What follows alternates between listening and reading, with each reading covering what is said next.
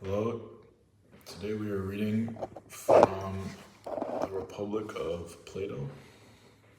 This translation is by Alan Bloom, and we are reading Book 7, and today we will be reading 5:14 through 5:16. Next then, I said, make an image of our nature in its education and want of education, likening it to a condition of the following kind. See human beings as though they were in an underground cave-like dwelling with its entrance a long one, open to the light across the whole width of the cave. They are in it from childhood, with their legs and necks in bonds so that they are fixed, seeing only in front of them, unable because of the bond to turn their heads all the way around.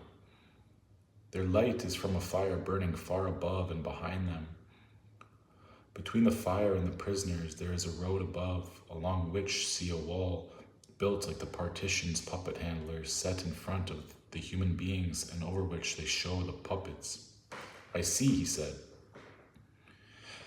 Then also see along this human wall human beings carrying all sorts of artifacts, which project above the wall, and statues of men and other animals wrought from stone, wood, and every kind of material, as is to be expected. Some of the carriers utter sounds while others are silent. It's a strange image, he said, and strange prisoners you're telling of. They're like us, I said. For in the first place, do you suppose such men would have seen anything of themselves and one another other than the shadows cast by the fire on the side of the cave, facing them? How could they, he said, if they had been compelled to keep their heads motionless throughout life? And what about the things that are carried by? Isn't it the same with them? Of course, if they were able to discuss things with one another, don't you believe they would hold that they are naming these things going by before them that they see? Necessarily. And what if the prison also had an echo from the side facing them? Whenever one of the men passing by happens to utter a sound, do you suppose they would believe that anything other than the passing shadow was uttering the sound? No, by Zeus, he said, I don't. Then, most certainly, I said, such men would hold that the truth is nothing other than the shadows of artificial things. Most necessarily, he said. Now consider, I said, what the release and healing from bonds and folly would be like if something of the sort were by nature to happen to them. Take a man who is released and suddenly compelled to stand up, to turn his neck around, to walk and look up toward the light, and who, moreover, in doing all this, is in pain, and because he is dazzled, is unable to make out those things whose shadows he saw before. What do you suppose he'd say if someone were to tell him that before he saw silly nothings, while now, because he is somewhat nearer to what is and more turned toward beings, he sees more correctly, and in particular showing him each of the things that pass by? Were to compel the man to answer his questions about what they see, don't you suppose he'd be at a loss and believe that what was seen before is truer than what is shown now, what is now shown? Yes, he said, by far. And if he compelled him to look at the light itself, would his eyes hurt, and would he flee, turning away to those things that he is able to make out and hold them to be really clearer than what is being shown? So he would, he said.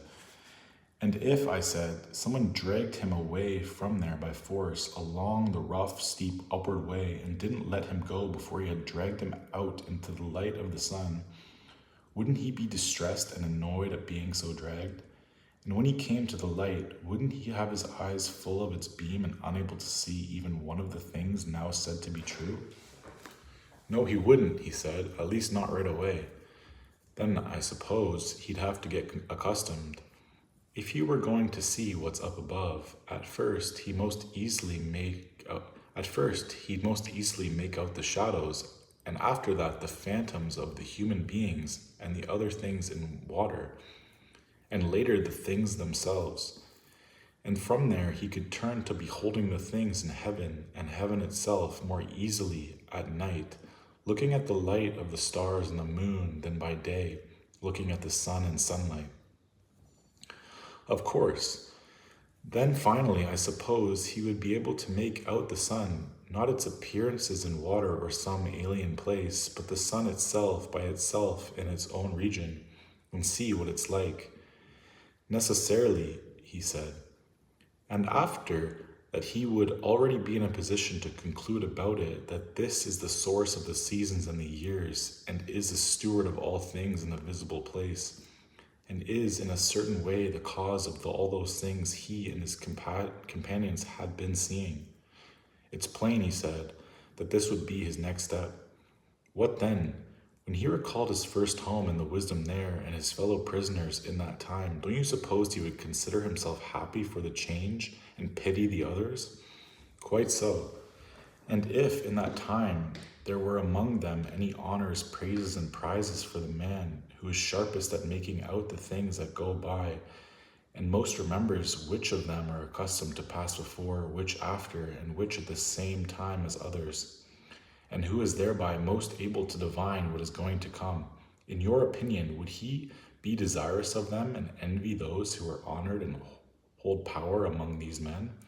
Or rather, would he be affected, as Homer said, and want very much to be on the soil, a serf to another man, to a portionless man, and to undergo anything whatsoever rather than to opine those things and live that way?